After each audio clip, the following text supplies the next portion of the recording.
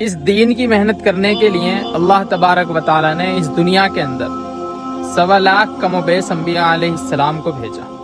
وہ اس دنیا کے اندر تشریف لائے اور انہوں نے جو لوگ بھٹکے ہوئے تھے انہیں راہ راست پہ لانے کے لیے محنت کی کہ لوگوں کلمہ پڑھ لو کامیاب ہو جاؤ۔ جس نے وقت کے نبی کی بات کو مانا، ان کو اللہ کا نبی مانا، تو وہ لوگ کامیاب ہو گئے۔ وہ لوگ دنیا میں بھی کامیاب ہو گئے اور وہ لوگ آخرت میں بھی کامیاب ہو گئے۔ اور جس نے وقت کے نبی کی بات کو نہیں مانا، اللہ تبارک و تعالیٰ نے انہیں دونوں جہاں میں ناکامیاب کر دیا۔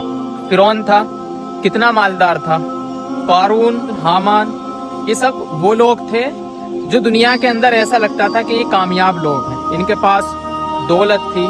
قارون کے پاس اتنا خزانہ تھا کہ اس کی جو خزانے کی چابیاں تھیں، جس میں اس کے خزانے رہتے تھے، ان کی جو چابیاں تھیں وہ کھچروں پہ لٹکے جاتی تھیں۔ تو دنیا کے حساب سے تو وہ کامیاب تھا، لیکن کیا ہوا، اللہ نے اس کو ناکامیاب کر کے دکھا دیا۔ اگر زندگی کے اندر دین نہیں ہوگا تو اللہ تبارک و تعالیٰ دونوں جہاں میں ناکامیاب کر کے دکھا دیں گے۔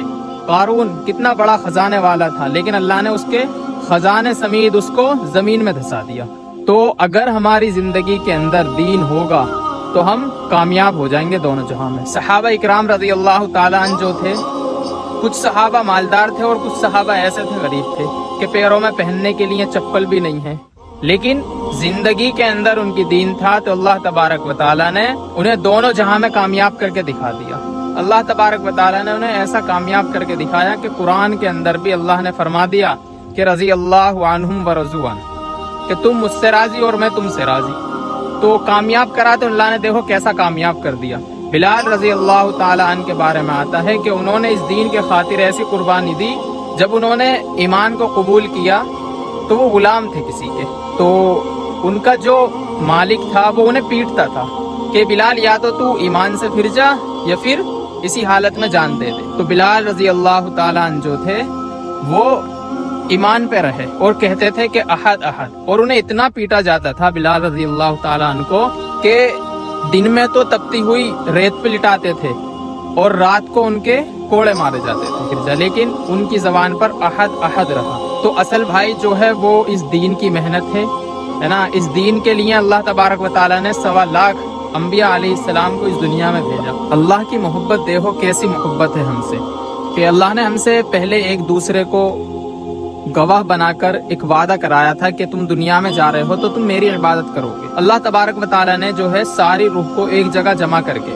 جو لوگ آنے والے ہیں وہ بھی، اور جو لوگ مر چکے وہ بھی، اور جو لوگ ابھی اس دنیا میں ہیں وہ بھی، یہ سب ایک جگہ اکٹھے ہوئے تھے، اور اللہ تبارک و تعالیٰ نے ان سب کو ایک دوسرے کا گواہ بنا کر ایک وعدہ کرایا تھا کہ تم سب کا پالنے والا میں ہوں، اور میں جو ہے تمہیں اس دنیا میں بھیج رہا ہوں۔ تو اللہ تبارک و تعالیٰ نے ہمیں اس دنیا میں بھیج دیا، لیکن جب ہم لوگ بھٹک گئے، اللہ نے جس کام کے لیے بھیجا تھا ہم نے اس کام کو چھوڑ دیا، تو اللہ تبارک و تعالیٰ دیکھو کتنے غفور الرحیم ہیں کہ انہوں نے ہمیں سمجھانے کے لیے نبیوں کو بھیجا۔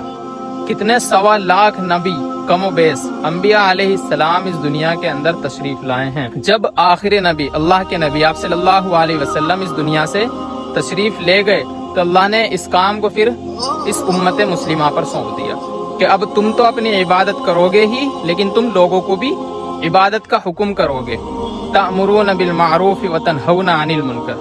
اور اللہ نے اس امت کی جو ہے تعریف بھی فرمائی ہے کہ تم سب سے بہترین امت ہو، تم لوگوں کے نفع کے لیے اتارے گئے ہو۔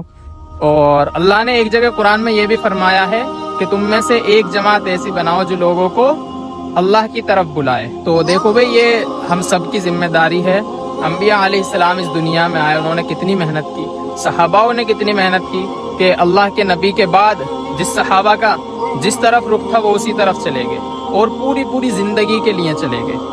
تو اب دیکھو کوئی نبی تو آنے والا ہے نہیں، اب یہ ذمہ داری میری اور آپ کی بنتی ہے کہ اب اس دین کی دعوت کو لے کر ہم ایک دوسرے کے پاس جائیں۔ جو لوگ نماز نہیں پڑھ رہے ان کو نماز کی دعوت دیں۔